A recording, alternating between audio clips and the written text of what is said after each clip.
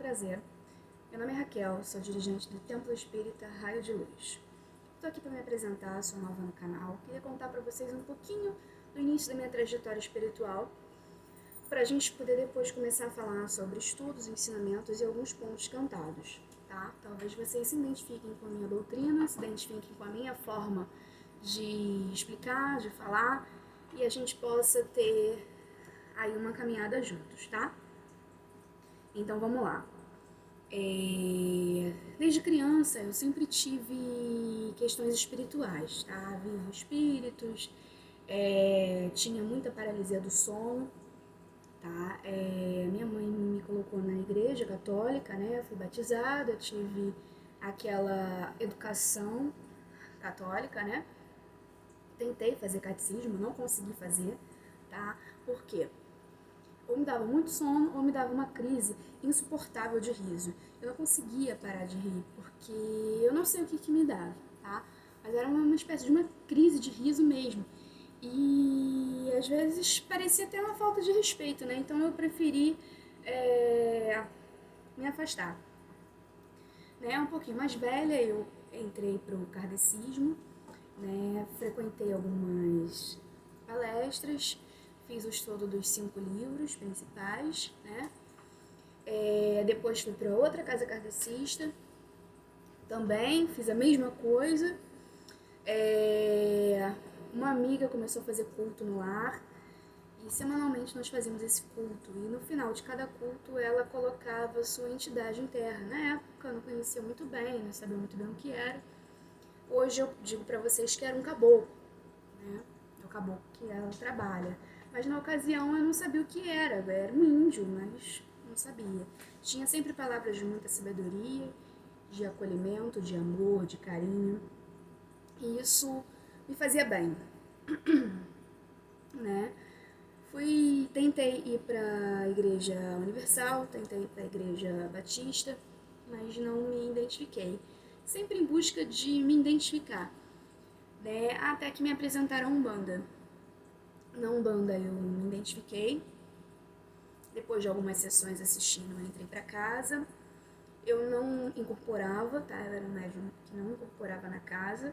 Eu sentia energias que me paralisavam. Eu era um médium estátua. Ficava estátua, pouco conseguia me mexer, pouco conseguia falar, às vezes balançava um pouquinho para um lado, um pouquinho para o outro, mas nada de diferente acontecia. Veio a minha primeira obrigação dentro da Umbanda, foi quando eu descobri quem eram os meus pais de cabeça, né, meus pais espirituais, que me trouxe uma grande surpresa, porque eu tinha certeza que eu era filha de Oxum, e no final fui descobrir que, na verdade, eu era de Nancy, né? A água com fogo, né? Mas fiquei feliz também, porque é um orixá que muito admiro, e depois, com conhecimento, eu fui entender que realmente a minha personalidade mais tinha a ver com a Inhansã do que com a Oxum, né? Até porque tudo que me cercava era confusão.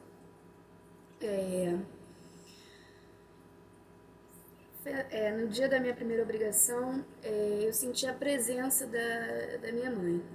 Né? Eu estava sentada num banquinho de preto velho e foi uma energia muito forte. Eu não consegui me segurar, é como se eu fosse um vento, uma ventania, e as minhas mãos, meus braços balançavam. E eu parecia o boneco do posto, na verdade. Eu tenho essa consciência, mas eu não conseguia ter controle dos meus movimentos. Mas era assim que eu me sentia, isso sem levantar a bunda do banco, eu não mexia muito, enfim.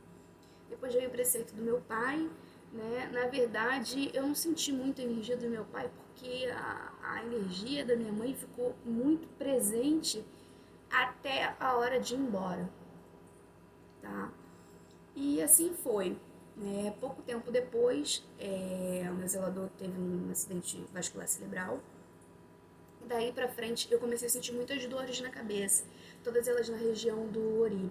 Tá? Muita dor mesmo. Senti minha cabeça se abrindo e era possível, ao tocar, sentir o buraco mesmo. tá? Até hoje eu tenho esse buraco aberto na cabeça. E não tinha muito o que fazer, né? Um outro filho de santo, né, já preparado como pai pequeno, assumiu a casa nesse período e ao final da quaresma a casa foi reaberta.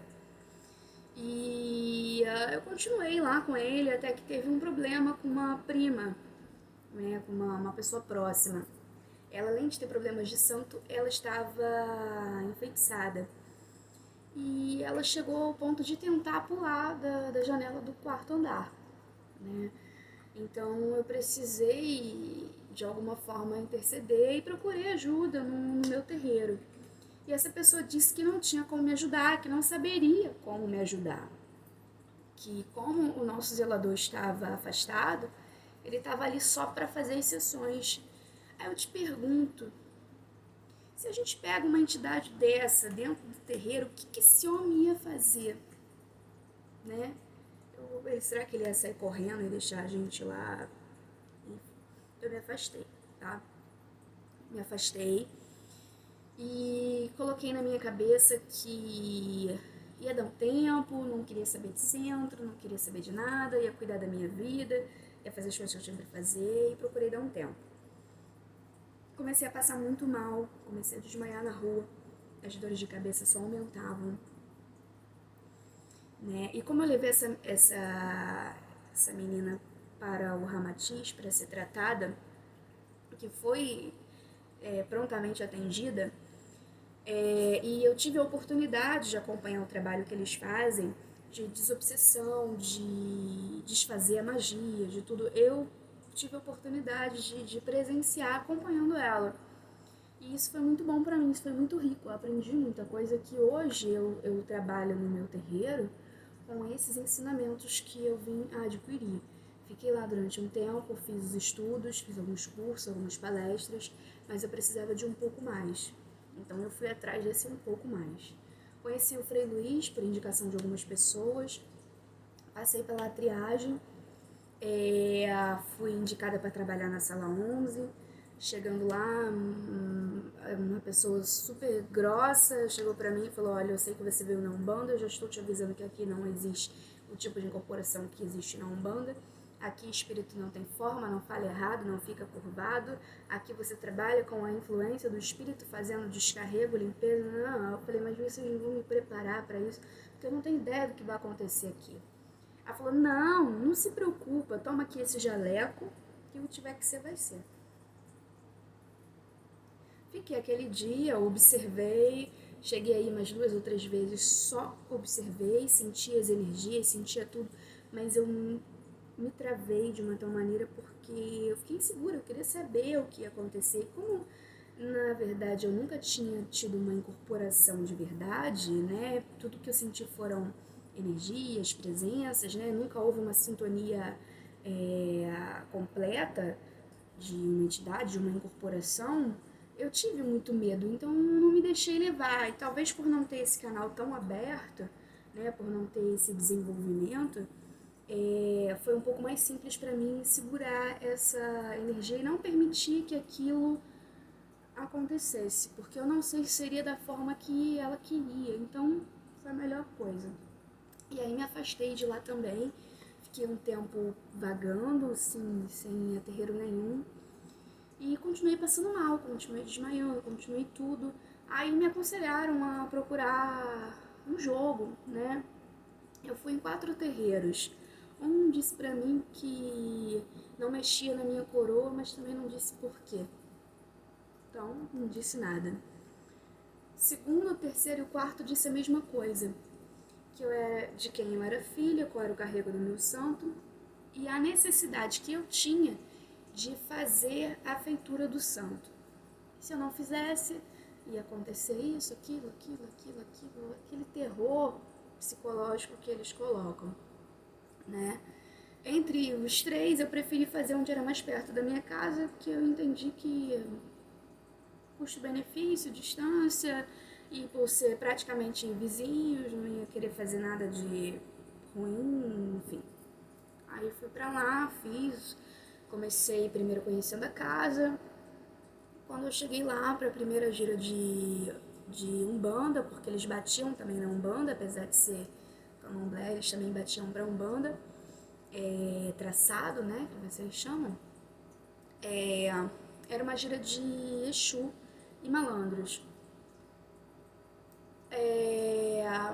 Eu bambiei para um lado, bambiei para o outro, fiquei naquela coisa assim, meio sem saber. Tinha flashes, sabia o que estava acontecendo, mas não tinha controle sobre a minha fala nem sobre os meus gestos. Mas eu conseguia assistir, assim, ver, ouvir tudo o que estava acontecendo. Só que a minha voz saía sem que eu controlasse e os gestos também eram de forma como se eu não controlasse. Não controlava minhas pernas, meus braços e nem o que eu dizia. Então, vieram pessoas e falaram dos seus problemas e eu aconselhei e passei trabalhos que eu não sei explicar para algumas pessoas. Ao final da sessão, eu me apresentei, disse: o meu nome é esse, meu caminho é esse, e se me der uma pemba eu risco meu ponto. Aí a mãe de santo pegou uma tábua, uma pemba, o ponto foi riscado e ela trouxe um ponto dela, né? E aí ela foi embora, eu fiquei nervosa, eu fiquei chorando, porque eu nunca tinha visto aquilo pra mim nunca tinha acontecido, né? E a mãe de santo me explicou que aquilo era uma incorporação. Eu falei, mas isso nunca aconteceu, como aconteceu dessa forma? Né? Aí ela me disse que tudo é no tempo deles, né? Que foi preciso ser naquele momento, daquela forma, mas que foi feito um trabalho muito bonito e tal, me incentivando a continuar. 15 dias depois, foi uma sessão de preto velho e a mesma coisa aconteceu, da mesma forma. Só que, claro, que com um jeitinho do preto velho. No final, ela também deu um nome, riscou o ponto e trouxe um ponto dela, né? Aí, no mês seguinte, que as sessões se repetiram, a moça ganhou muitos presentes. Eram maços de cigarro, eram garrafas de champanhe, martini. Nunca tinha visto isso, né? Fiquei impressionada. E as pessoas que presentearam foram pessoas que obtiveram êxito naquilo que pediram. E isso me trouxe, não vaidade, tá? Mas me trouxe confiança, porque eu estava muito segura, eu estava com muito medo de tudo. Até porque era tudo muito consciente para mim, naquele momento, tá?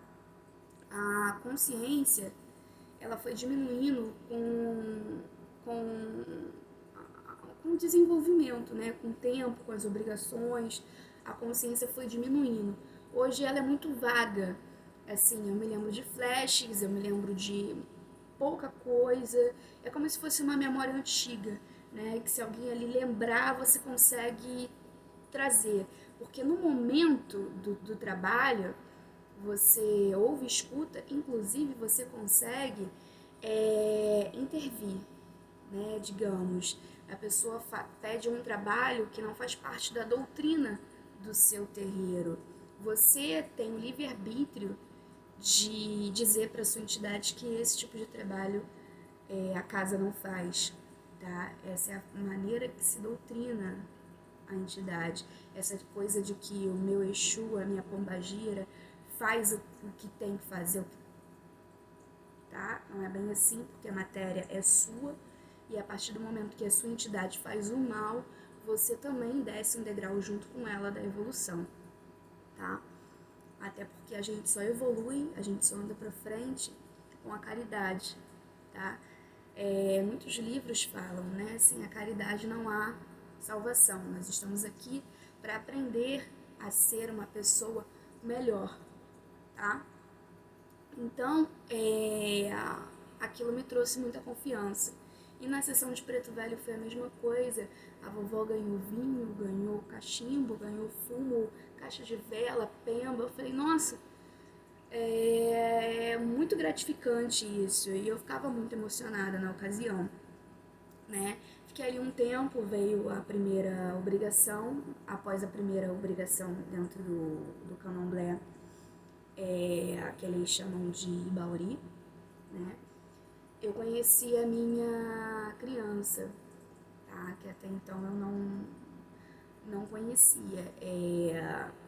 Não conhecia o nome dela, né? Já tinha sentido a vibração dela, mas ela nunca a incorporou e nunca se apresentou. Nessa primeira obrigação, ela veio e se apresentou, né? E foi a coisa mais linda do mundo, porque ela tem um jeitinho todo dela e ela é muito especial para mim. Só que ela é muito, não vou dizer mal criada, ela é muito, ela tem uma personalidade muito forte. E se ela não concorda com você, ela não concorda e acabou. Esse é o jeito dela, tá? E foi assim, fiquei um tempo lá até a minha feitura. Em menos de um ano eu fiz a minha feitura. Fiquei uns 21 dias lá, como era necessário, até a saída do santo. Foi feito tudo bonitinho como tinha que ser feito. E ao sair do terreiro, eu vim pra casa, passei mais um mês, tinham 2 vezes na semana que era necessário ir até o terreiro, né, o barracão, para bater paó, bater cabeça, acender vela, cuidar das coisas que tinham para cuidar, né? E depois de um mês eu comecei a não me sentir bem na casa, não sei exatamente o que estava acontecendo, eu não me senti bem, tá? E pedi, apesar da mãe de santo não ter concordado, pedi para me afastar, né? Mas ela fez um escândalo, uma briga, uma coisa que, na minha opinião, foi desnecessária, né? Porque eu acho que a gente, com o mesmo respeito que a gente pede pra entrar, a gente tem que pedir pra sair. Porque a gente não sabe o dia de amanhã, né? Mas ela não aceitou isso e transformou a coisa numa coisa muito feia.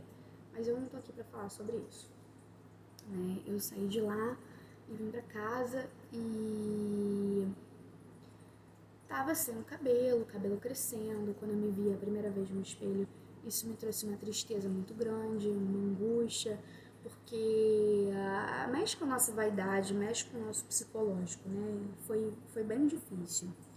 Passei uns 2 ou 3 dias, assim, muito deprimida. E a partir daí, eu continuei com os meus estudos, com os meus livros. Já estava desempregada mesmo, né? Tive que sair do trabalho para fazer o santo, porque uma coisa não ia casar com a outra, até porque eu precisaria permanecer o preceito dentro de casa por mais de 3 meses, né? E outra parte no decorrer de um ano, então não tinha como estar trabalhando, sair do trabalho. E aí, desempregada em casa, né? Nada para fazer, eu procurei me aprofundar nas leituras, nos livros, porque cabeça vazia não pensa coisa boa, né? Enfim. Aí foi isso. Aí um dia, um belo dia, assim, resolvi comer um pastel, tomar um açaí. E a moça virou pra mim e falou assim: "Você foi feita no santo, né?" Aí eu olhei pra ela e falei: "Fui." Aí ela falou assim: "É porque você tá com o cabelinho assim crescendo, porque ainda não dava pra dar corte, tá, gente? O cabelo tava assim, do jeito que estava crescendo." Aí ela falou assim: "Você foi feita no santo e tal." Eu falei: "Fui." Ela falou assim: "Mas você tá bem?" Eu falei assim: "Tô, mais ou menos. Eu tive que sair de lá e tudo." E aí ela falou: "Então vem aqui na festa. Semana que vem a gente vai ter uma festa de criança aqui." E o carinho que eu tenho pela minha criança, eu falei: "Eu vou." Aí na semana seguinte eu fui na festa, conheci a criança dela, Estrelinha, linda. Conversei um tempo com ela me consolou de muita coisa, me explicou muita coisa. E me aconselhou a voltar para falar com a vovó. Aí, no final da sessão, eu falei com o dirigente e tal, combinei e voltei para falar com a vovó. Eu falei com a vovó sobre as coisas que tinham acontecido e tudo. Aí a vovó disse para mim o seguinte: "Neguinha, você anota que eu vou te passar uns banhos, tá? Você vai tomar esses banhos pra gente começar a tirar o igé da sua cabeça. Você tá com muito igé na cabeça." Aí eu fiquei, né? O que é igé, né? Aí ela disse pra mim: "Igé é o sangue dos bichos que foram sacrificados no seu ori." Aí eu Tá, você vê, né, o grau de conhecimento da pessoa. Gente, eu sei que isso é um assunto polêmico, tá? Não tô aqui pra dizer o que é certo ou o que é errado. Mas essa preta velha me falou uma coisa que me fez pensar por semanas. E ela me disse o seguinte, que tudo que Deus criou são filhos de Deus. Toda a criação de Deus, né, são filhos de Deus. E toda essa criação de Deus tem vida, tem alma, tem energia, tem força, tem vitalidade. Se Deus sacrificou seu Filho em prol de nós, da gente, da humanidade, quem somos nós para sacrificar os filhos de Deus em prol do nosso egoísmo? Aí ela disse, os deuses, os orixás, querem a sua fé, querem que você creia, querem que você lembre, mas eles não querem que você sacrifique a vida dos filhos de Deus em nome deles. Eu ouvi tanta coisa em todos esses lugares que eu passei e eu nunca ouvi uma coisa que me fez parar para pensar tanto. Não estou dizendo que ela está certa, não estou dizendo que ela está errada, não estou dizendo que tem que ser assim ou assado, tá? Mas foi o que ela me disse, foi o que me fez pensar, né? Trabalhei nessa casa por um tempo, atendi muita gente, consegui ajudar muita gente, tá? Com as minhas entidades, mas eu comecei a causar um tumulto na casa, um ciúme, uma coisa que não era legal, que não era positiva, né? E eu cheguei para a zeladora e falei, olha, tá acontecendo isso, isso e isso. E ela disse, eu percebi. Falei, você fica muito triste comigo se eu me afastar um pouquinho, a gente deixar essa poeira baixar, que eu não tô aqui pra confusão, pra... Aí ela, não, concordo. As portas da minha casa estão abertas pra você, o que você precisar, eu acho que você tá certa. E me afastei um pouquinho, ela inclusive é uma grande amiga minha até hoje, tá? Nós temos um carinho, um respeito muito grande uma pela outra, mas foi necessário, porque estavam acontecendo confusões que não tinha justificativa, né? E ela me disse uma coisa, ela me disse o seguinte, que eu não ia ficar em casa nenhuma. Aí eu falei, por quê? Né? E ela disse que eu tinha uma missão de ter a minha casa. Então eu passaria por várias casas, aprenderia um pouquinho de cada uma, de cada doutrina, né, no caso, para amanhã formar a minha raiz, a minha casa. E assim foi, tá? Depois de um tempo eu voltei à casa do meu primeiro zelador, ele já estava bem melhor, né?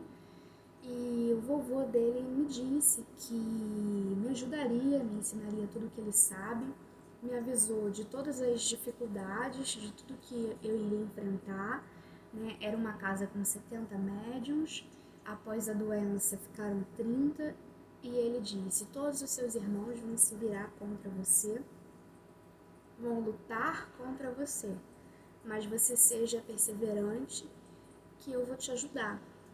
E vou te passar tudo o que eu tenho que passar para que amanhã você tenha a sua casa, pois o meu cavalo não tem mais saúde. E eu quero aproveitar o pouquinho que ainda tem para te passar o pouquinho que nós temos, que nós sabemos aqui nessa casa. E assim foi, tá? Eu fui aprendendo muita coisa e tudo muito rápido, muita coisa eu simplesmente sabia, não sabia como sabia, coisas que o próprio zelador da casa não sabia. E eu sabia. Como? Não sei. Isso eram coisas que vinham na minha cabeça e eu falava como se fosse um assunto assim que a gente estivesse conversando. E eu sei que esse conhecimento vem do santo, né? O santo traz esse conhecimento. E foi isso que aconteceu comigo. Quando chegou o momento de eu receber um cargo dentro da casa, né? De mãe pequena, todas as pessoas foram contra E, inclusive, nessa obrigação, tinham apenas uns 10 médios, mais ou menos. O restante todo já tinha debandado. Aí eu segui em frente, né? Peguei o cargo de mãe pequena, eu tive acesso a outros tipos de ensinamentos, né? Que antes eu não tinha, até mesmo para não me machucar, porque era necessário ter um preparo para aquilo. E foi feito, tudo foi feito. Um pouco mais de um ano depois eu recebi o cargo de mãe de santo dentro da Umbanda, né? E essa entidade, né, desse dirigente sempre me disse o seguinte, que dentro da doutrina da casa dele, quem dava o cargo era o orixá, não era o tempo de santo que a pessoa tinha. Ele dizia, eu tenho médiuns aqui que estão comigo há 20 anos, mas que não tem o preparo que você que está há tão pouco tempo tem, porque esse preparo quem traz é o teu orixá, é o teu santo. Você pode ser jovem aqui na Terra, mas você já viveu muitas encarnações. E foi isso que ele disse, foi isso que ele me ajudou, foi isso que ele me apoiou, né? Depois chegou o momento de abrir minha casa. Eu comecei a minha casa no terraço da minha casa aqui, né? Trouxe meus filhos de santo de lá, que já nada tinham a ver com a casa dele, eram pessoas novas que entraram depois, a partir da minha dirigência, né? Mas eu precisei registrar o meu centro. Eu sempre tive um apego muito grande pela minha preta velha, sempre tive ela como mestre, como doutrinadora, porque ela sempre me trouxe muita sabedoria, muita calma, sempre, sim, preto velho, né? Preto velho. Aí, eu queria que o nome da minha casa tivesse o nome da minha preta velha. Aí essa criança começou a reivindicar seus direitos e disse que ela que era chefe, mentora da minha casa, ela que era chefe do meu terreiro, e que a casa deveria ter o nome dela. Aí eu entrei naquele preconceito, né? Eu falei, gente, eu nunca vi uma criança ser chefe de terreiro. Nunca vi. Lugar nenhum. E eu acho que a maioria das pessoas nunca viram. Pelo menos o meu dirigente, pelo menos as pessoas mais velhas no santo que eu conheço, ninguém nunca viu uma criança como dirigente de um terreiro, né? Enfim, relutei bastante, tá? Porque eu sempre vi ela como uma criança, né? Até que eu aprendi a ouvir as minhas entidades, tá? Porque elas trabalhavam, sempre trabalhavam, mas eu não conseguia ter um contato com elas, né? Elas deixavam recado, mas aquele contato eu não conseguia ter. E foi quando eu ouvi pela primeira vez a voz da minha preta velha dizendo pra mim que ela era uma criança muito responsável, muito esforçada e que ela se empenha muito em aprender e que ela, né, ela no caso a vovó, estava ensinando e passando a raiz, passando tudo para que ela pudesse ser dirigente desse centro e que a vovó estaria sempre apoiando ela, mas que eu desse o nome dela ao centro, porque ela seria a chefe do terreiro. E eu confio muito na minha preta velha. E eu dei o nome do centro como Templo Espírita Raio de Luz. Templo, porque para mim é um lugar de oração. Espírita, pela doutrinação. Raio de Luz é o nome dela, tá? A gente segue as diretrizes da Umbanda, fé, amor e caridade, mas a gente cuida com um jeitinho bem especial, um pouquinho diferente de tudo que vocês já viram, né? E talvez tem gente perdida aí, pô, por que eu faço assim, eu faço assado, nunca vi em lugar nenhum. Eu vou falar um pouquinho para vocês da minha experiência, talvez você se identifique e entenda que os desafios que eu passei para chegar até aqui, talvez é o que você está passando hoje. E a única coisa que eu precisei foi ter fé, foi acreditar. Uma criança, tá? Mas com a pureza da criança, com a sabedoria que aquela criança traz. E sem essa fé, eu não estaria aqui, porque eu tive o mundo contra mim. E hoje, eu sou muito feliz. O meu centro, que fica em Higienópolis, aqui no Rio de Janeiro, tá? Os nossos filhos de santo, com as bênçãos que a gente recebe, com o retorno dessas pessoas que conseguem alcançar as bênçãos também, tá? E eu não tenho o que reclamar, porque nunca me faltou nada. E tudo que existe dentro dessa casa hoje foi doação. Foi trabalho duro, mas foi doação. Doação de pessoas que acreditam naquela casa e creem, tá? Se você quiser conhecer a casa, seja bem-vindo. É só clicar aí nos comentários que eu passo para vocês o endereço, o calendário de sessões, tudo, tá? Espero que vocês tenham gostado desse vídeo, é um pedacinho de tudo. Mais pra frente a gente vai estar falando sobre outros ensinamentos doutrinários.